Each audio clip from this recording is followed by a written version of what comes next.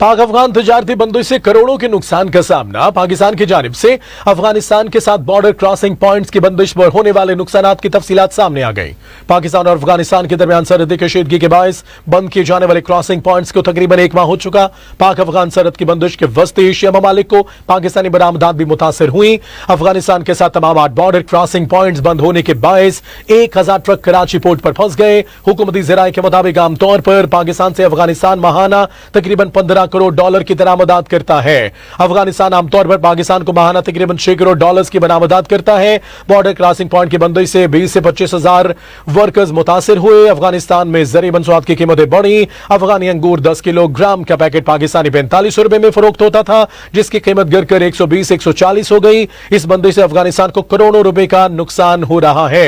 पाकिस्तान और अफगानिस्तान के दरमियान क्रॉसिंग पॉइंट की बंदिश के इब्तदाई 24 रोज में तकरीबन 20 करोड़ डॉलर नुकसान का तखमीना लगाया गया है।